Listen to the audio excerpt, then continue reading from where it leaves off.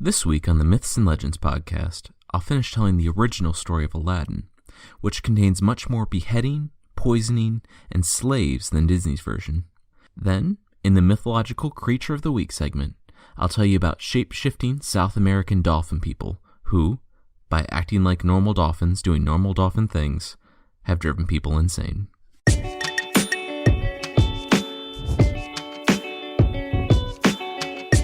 This is the Myths and Legends podcast, episode 2B, A Whole New World of Problems. Previously on the show, young Aladdin's father died, leaving him and his mother destitute. His uncle, a famous magician, conveniently shows up and dupes Aladdin into following him out into the wilderness and retrieving a magic lamp. He gives Aladdin a ring with a genie in it and betrays the boy, though not before accidentally sealing him underground with the lamp. The magician absconds back to Africa, and Aladdin makes his way out of the cave by virtue of the genie of the ring. When he gets home, he rubs the lamp and finds the much more powerful genie. He uses it to make huge feasts, from which he sells silver platters and builds an upper-middle-class life. One day, he gets a forbidden look at Princess Ruby, the Sultan's daughter, and his mother goes and secures her hand in marriage. But the Sultan asks for 3 months to prepare. 2 months later, the Sultan forgets his promise and weds Ruby to the vizier's son. Aladdin was in a bad mood, and though his mother told him to forget about it, they were already wed, and there was nothing he could do. He thought about how to make it right. He couldn't have the genie make any overt moves, because then the people of the city would think him an evil sorcerer, and the Sultan may even execute him. He thought about it, and remembered that even though they were wed, the marriage had not yet been consummated. That night, he waited in a basement somewhere in the city. He had spoken with the genie, and whenever Ruby and her new husband went to bed, it would trigger his plan. He sat there in complete darkness, waiting. An hour passed, and then, in an instant, Ruby's bed was transported to the basement. Her husband wasn't there, and Aladdin knew that he was locked in another cold basement somewhere else in the city. She sat there, trembling. He told her, "You're not here so I can soil your honor, princess, but rather because your father made promises he did not keep. Sleep well, my princess." And with that, he lay down next to her. For some reason, he placed a sword in between them. The princess didn't sleep at all. As the sun was rising, Aladdin summoned the genie, and he jumped out of bed and had the genie return the bed, bride, and groom to their bedchamber. In an instant, they found themselves there. And, because this isn't weird or anything, the Sultan, who's Ruby's father, barges in and asks her how she enjoyed the night. She's sheepish, because she's still trying to understand what's going on, having been so recently transported back into her room. The Sultan is perturbed and goes and talks to his wife. Later in the day, the queen meets with her daughter, who tells her all about being transported out of her room by a terrifying genie. The mother goes and talks to the vizier's son, who says, "No, that's insane. We had a great wedding night and absolutely consummated the marriage, which I was totally capable of doing." He says this, presumably, because he wants to remain married to the princess. The mother dismisses her daughter's story as a crazy dream, and they go out and parade around the capital. Aladdin watches Ruby and her husband force smiles on the parade, and laughs as all the people envy them, since he knows how they spent last night, and how they'll spend tonight. He does this for another night, and again, for some reason, the Sultan comes barging into his daughter's bedroom the moment they're back.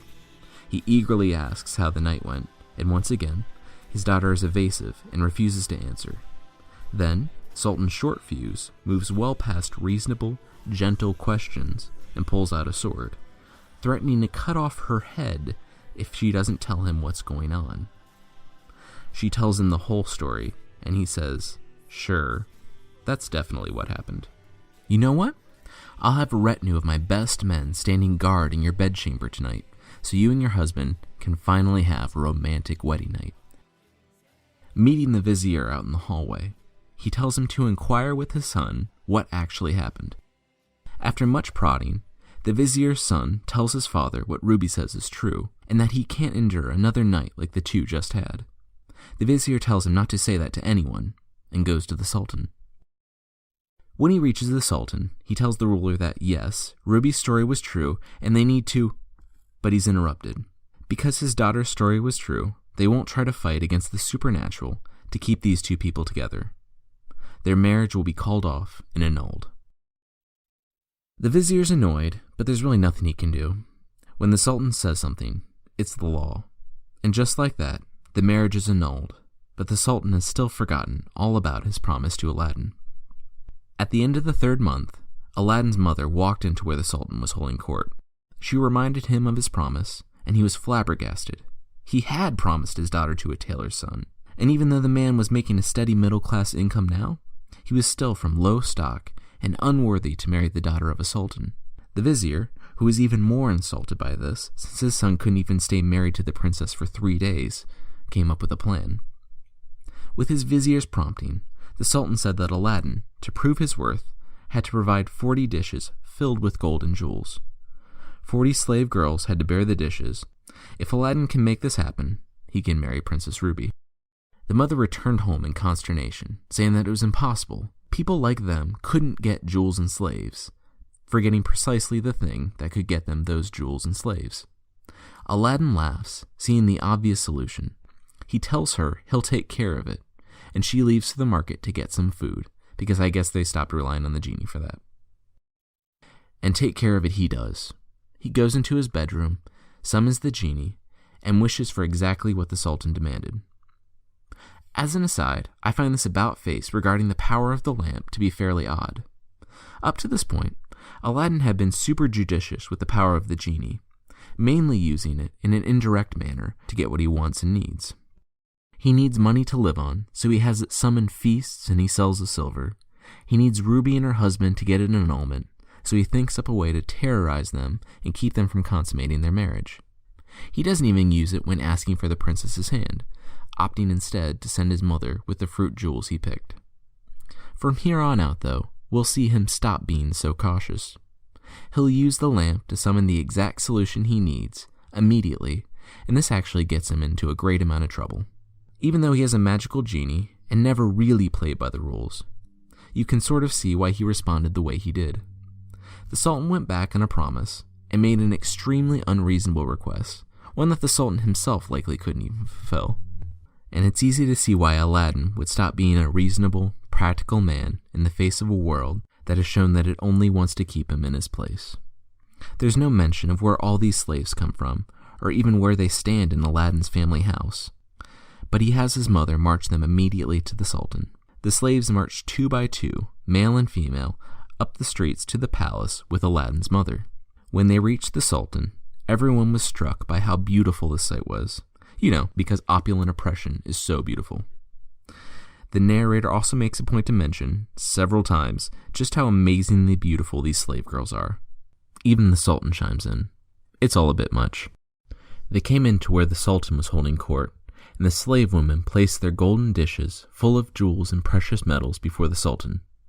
When the vizier saw them, he said, "All of this is not worth a paring of Ruby's fingernails." The Sultan could see that this came from a place of envy, and he said that this was sufficient, implying that it was definitely worth more than his daughter. He told Aladdin's mother that Aladdin could marry the Princess Ruby. The Sultan took the slaves and the jewels to Ruby, who was still sad about things not working out with the vizier's son. When she saw the riches, though, and learned that she was to be married, again, this night, to the man that brought them, she forgot about what's-his-name. Back in their home, Aladdin's mother told him the good news, and he went about further abusing the power of the lamp. He summoned a wonderful, bejeweled bath where he was bathed by jinn, clothes better than any king on earth, a horse, slaves to attend to his mother, and so on, and made his way to the palace, surrounded by slaves who were throwing gold out to the city's inhabitants on their way. When they made it to the palace, the Sultan was awestruck that this son of a tailor had met this ridiculous demand for the slaves and gold in a single day, and now rode with such a retinue, was not really questioned. The Sultan only wished that he had gotten to know the young man sooner. The Sultan threw a banquet for Aladdin, and it said that Aladdin spoke with wit and eloquence of one befitting a royal position. Where the formerly poor son of a tailor learned all the wit and eloquence of one befitting a royal position is not quite addressed. The Sultan draws up a marriage contract and weds Aladdin to the Princess Ruby right there at the banquet. After about a few days of feasts, Ruby spends the third night married with Aladdin, though this one without a kidnapping genie or a sword between them, and everything presumably goes off without a hitch because they're very happy together. Aladdin wants to build a palace worthy of Ruby, and the Sultan, instead of being offended, offers him a plot of land behind his current palace. Aladdin, having seen how expedient it is to ask the genie for exactly what he wants instead of cleverly working around things, asks the genie for exactly what he wants, and the next morning there's a magnificent palace on the plot of land that had been gifted to him. The Sultan is awestruck, and even happier that he married this daughter off to the exceedingly rich Aladdin. The vizier, though, rightly assumes that this has to be by means of enchantment, that Aladdin built this palace overnight. Oh, and it's the most amazing palace in the world, with rooms literally filled with gold and jewels. The Sultan, clearly missing the point, says the vizier is just jealous because his son couldn't build her such a palace. The vizier, though definitely jealous, does have a point and goes away seething. One morning, Aladdin invites the Sultan with all of his heads of state over for breakfast. The Sultan notices the lattice work on one of the windows is not completed, and he wants to do it himself. Aladdin remarks that it would be great for Ruby to have this in her house, to remember her father by, and approves. Thus begins an odd little interchange where Aladdin entrusts this to the Sultan, and as it turns out, the Sultan can't find enough jewels in his kingdom to complete half of the job to match the other lattice work. Aladdin gets exasperated with the workers and decides to send them away, summoning the genie to complete it himself. The Sultan learns of this, kisses his son-in-law, and exclaims how beautiful the window was. This not only goes against the original premise of the whole thing, but seems a bit insulting to the Sultan. Of course, none of these things are addressed, and the story just plods along. Aladdin, with a life of poverty behind him, took to the streets regularly and threw gold out for the people. He also turned into a fantastic horse rider, and, as the son of the Sultan, was appointed to the chief of his troops. He was actually out at war on behalf of the Sultan when the magician, his false uncle, returned to the Chinese capital in search of the boy he had left for dead.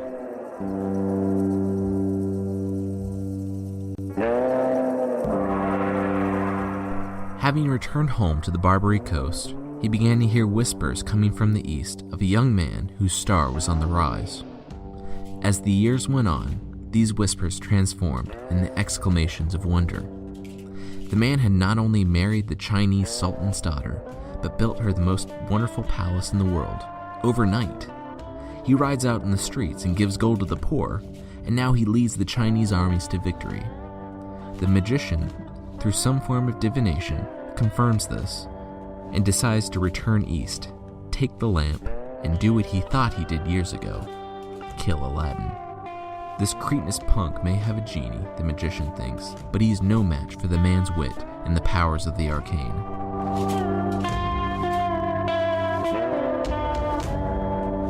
He travels to China, and when he goes to the city, he goes to a coppersmith and has him cast many brand new lamps. And then he changes clothes so that he looks like a crazy old beggar. He then goes around the city with a bag of shiny lamps and screams out that he's trading old lamps for new. He repeats this refrain as he stomps around the city, drawing a small crowd which jeers at him, laughing that he must be crazy to trade these brand new lamps for old, worn-out ones. The urchins of the city laugh and throw things at the crazy man, because aren't medieval perceptions of mental illness great? He approaches Aladdin's palace, and Ruby notices the hubbub in the streets. Apparently, this man is trading old lamps for new, and because of an astoundingly low threshold for humor, she thinks that this is hilarious. She calls to her servants. They have to give this man an old lamp and get a new one. It'll be great. But the servants say, "We live in a palace. We don't have any old lamps." Ruby thinks. Hasn't she seen an old lamp in her husband's closet? Wouldn't he just be so happy if he came home to a shiny new lamp instead of that nasty old one? Yes. Yes, he definitely would. She has a servant go fetch it. They take the magic lamp to the magician, and they find it just amazingly hilarious that he actually exchanges it. They laugh so hard at taking advantage of someone they perceive to be mentally handicapped for fun and profit that they don't notice the magician shove the lamp down his sleeve, drop the bag of new lamps, and take off into the crowd, all pretense of insanity gone. He travels out of the city for miles and miles, in the country, away from any sign of civilization. There, he sets up camp and waits for nightfall, showing great restraint in not rubbing the lamp immediately. When the sun drops below the horizon, he finally rubs the lamp and summons the genie. The genie either doesn't seem to notice or doesn't care that he has a new master, because he utters his standard phrase of, "Here I am, your slave is before you, ask what you will." The magician has known what he wanted since he heard Aladdin was alive. He wanted to take revenge on that grimy fool. He tells the genie to take Aladdin's palace from its place, with all its inhabitants inside, and set it down in the magician's home country of Africa, in his hometown. The genie shrugs and tells the magician to close his eyes, and when he reopens them, it will be done, and he will be in the palace in Africa. He blinks, and he finds himself in Aladdin's palace, the servants and Princess Ruby asleep, not realizing they were no longer in China. The Sultan was accustomed to waking up and looking out at his daughter's magnificent palace, and I can only imagine that, upon taking his tea that morning, he does a spit take when he sees the empty plot of land that he had gifted Aladdin years ago. The vizier walked in and saw the plot of land in the Sultan's distress, and he knew he had Aladdin. He told the Sultan that it was obvious that the palace's construction and disappearance was a result of enchantment, and that Aladdin must be held accountable for his crimes. The vizier says he'll bring Aladdin to the Sultan. He learns that Aladdin is still out on the front, leading troops, as if he had nothing to do with the disappearing palace. Days pass, and Aladdin arrives in chains, bedraggled, to the city's gates. He was being marched through the streets, and the people knew that the Sultan intended to cut off Aladdin's head. It was too much. One of their own, who rode the streets throwing out gold, had risen so high, and now the Sultan was going to decapitate him for the possibility of being involved in enchanting? No, he wasn't.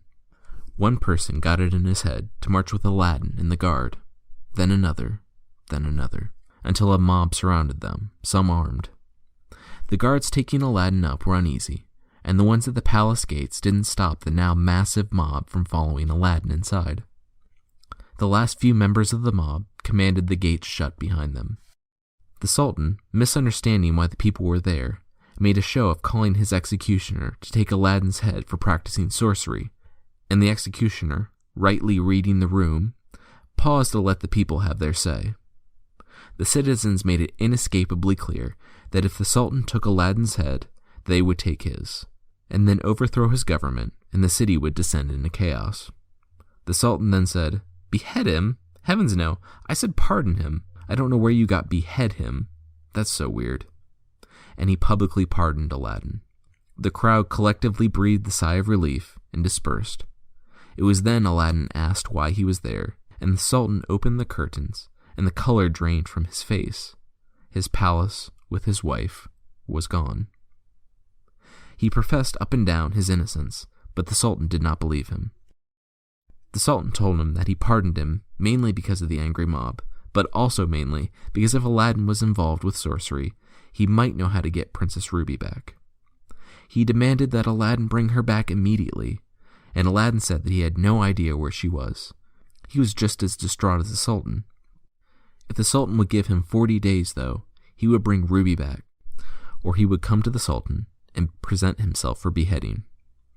The Sultan didn't like letting the suspect sorcerer go, but it was his best way of finding Ruby, so he agreed. Worst case scenario, he would still get to behead the young man. Aladdin left the palace to cheers from the people, but he was torn up inside. For 2 days, he went around the city trying to find any information about what happened to his wife and palace, but no one knew anything. He found that he had no choice but to go off into the wilderness. He wandered the deserts of China until he came to a stream. He bent down to wash his face and began weeping.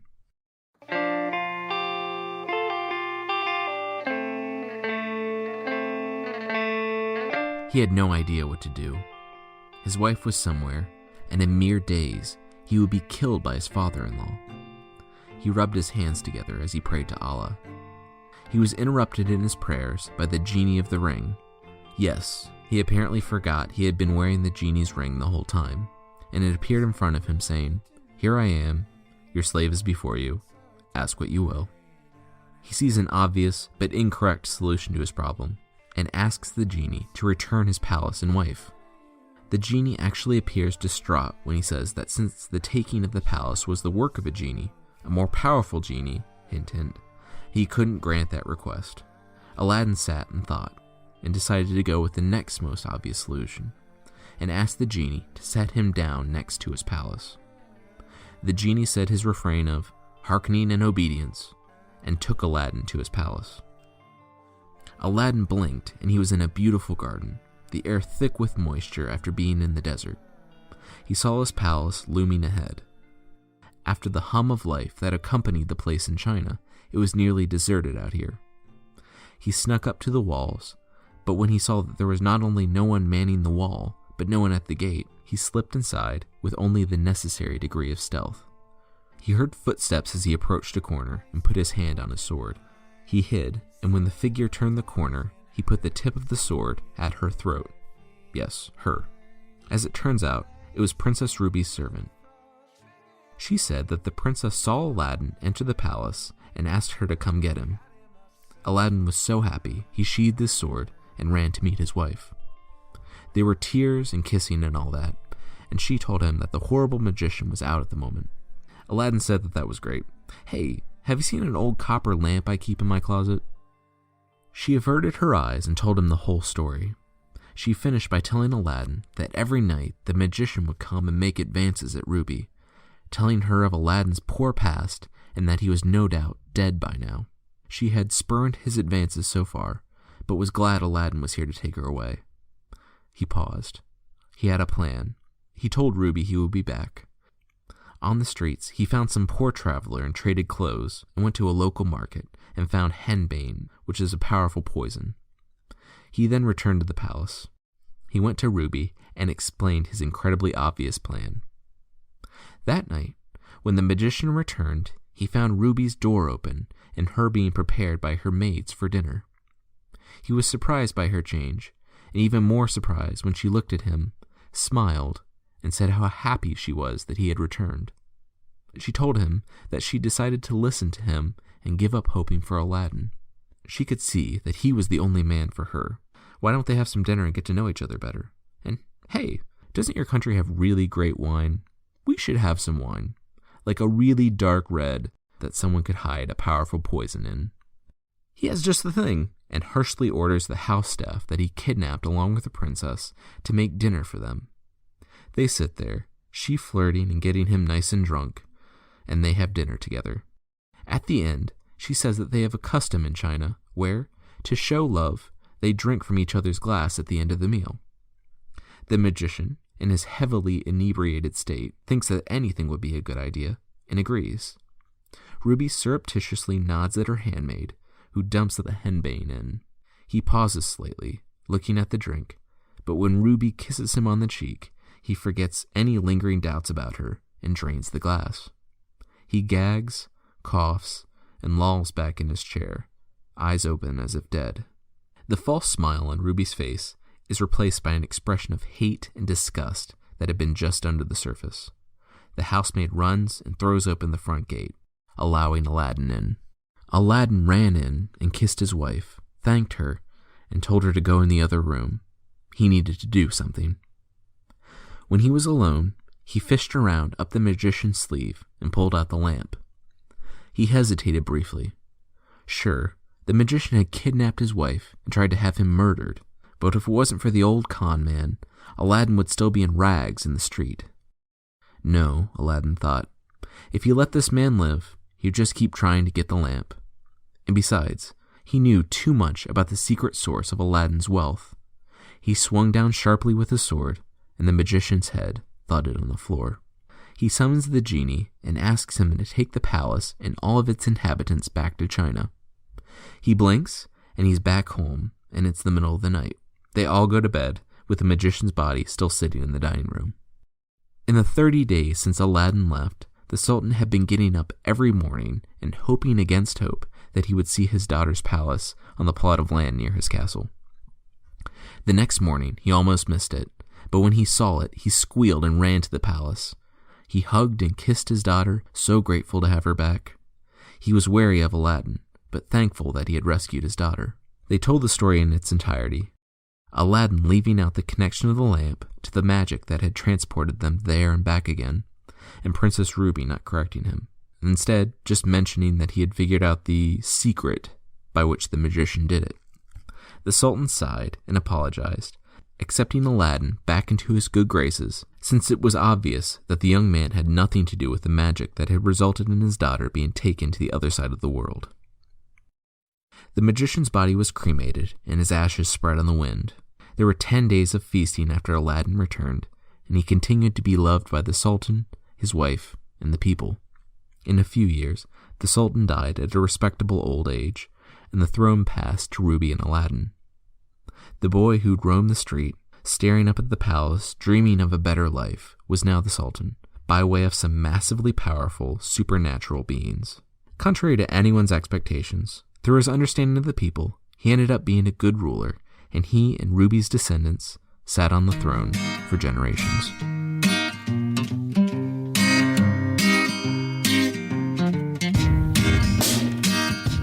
That's the original story of Aladdin. Of course, it can't compare to many retellings, especially Disney's Aladdin. Disney's was written by and for people of our time period, and the simplification of the story, such as changing the rarely used second genie into a magic carpet, and making Aladdin an orphan to cut out a lot of unnecessary plot points, and the condensing of characters, such as the magician, vizier, and the vizier's son into Jafar, make the story much stronger. The original was interesting enough to inspire great retellings, but I, for one, had a hard time slogging through the dour predictability and seeing the character of Aladdin as anything other than a ridiculous Mary Sue. There's a link to what that means in the show notes, but basically a Mary Sue is a character that's nearly perfect in every way and good at everything he or she tries. Next week, I'll start the saga of the Volsungs, a story of deeply flawed people. The most famous story of the lot is the story of Sigurd the Dragon Slayer. However, family members, being too good at hunting, and baking with your uncle all end up to be way, way more dangerous than taking on a dragon. J.R.R. Tolkien was actually inspired by a little ring in that story that is wrought by the gods and sought by many, yet brings misfortune on its owners, to whom it's very precious. Before the mythological creature of the week, I just want to say that if you've enjoyed this show, please rate it on iTunes. If you haven't found us on iTunes yet, you can go to itunes.mythpodcast.com. Also, you can find transcripts, pictures, and extras at www.mythpodcast.com. I'm on Twitter at @mythpodcast.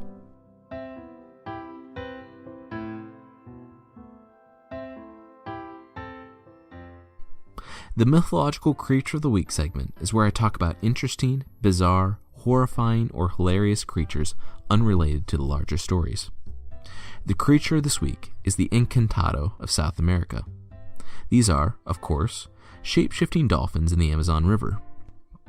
Despite living in an underwater utopian dolphin paradise called Encante, they love to come up to the surface and join in the pleasures and hardships of human life. When they get to the banks of the river, they'll change into human form, but they can't completely change and will always have a bald spot on the top of their head, so they wear hats. They can also enchant people into doing what they say, or they can change people into Encantado themselves, which is why they're feared. They are said to kidnap humans they've fallen in love with, children they've had with people, or just anyone for company, to take them down to their underwater kingdom, though how this doesn't result in near immediate drowning for the human is unclear. They're said to be characterized by 3 things: superior music ability, seductiveness and love of sex, and attraction to parties. Some who have encountered them while riding in a canoe have been said to go insane just by interaction with the Encantado, though the shapeshifters really just nudged the boats and followed them for a little while, like a normal dolphin. As crazy as all this sounds, I've included a picture in the show notes and on mythpodcast.com of a very ugly Amazonian freshwater dolphin, and it's kind of easy to see how someone could think that it's somehow part human. There's actually a blindingly simple way to find out if someone's an encantado. Remember how I said that they'd always have a bald spot on the top of their head? All you have to do is snatch their hat off and see if they have a blowhole. That's right. They can transform enough to be the parent of a human child. However, they can't actually transform their blowhole. So they'll always have a bald spot on the top of their head with a blowhole. So that's always a dead giveaway.